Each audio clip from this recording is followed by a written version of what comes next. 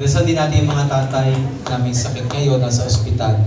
Mga tatay na nasa bilangguan, di makasama kanilang pamilya. At kahit pa yung mga tatay na nasa kabilang buhay, ay ipagdasal natin ang kapayapaan ng kanilang mga kaluluwa.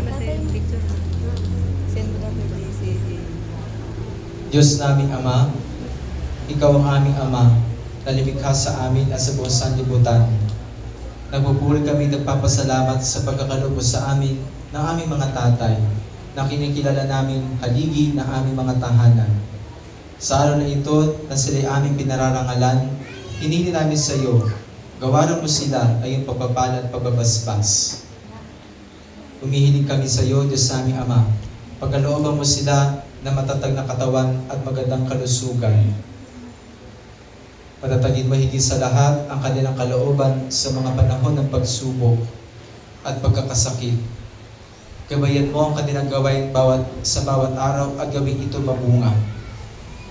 Naway ang kanilang pamumuhay ay maging salamin ng kabutihan at kabanalan upang ang kanilang mga anak ay lumaki na may pagmamahal at paglilingkod sa iyo. Diyos naming Ama, palalimin mo rin ang pagmamahal nila sa kanilang kabiyak at sa kanilang buong pamilya.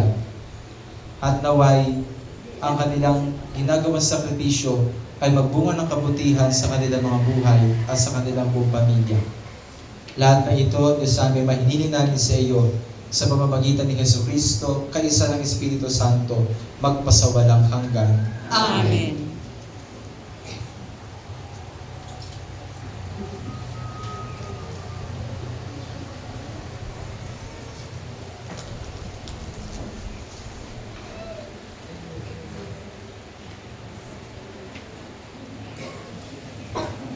Palapakan naman natin mga tatay natin.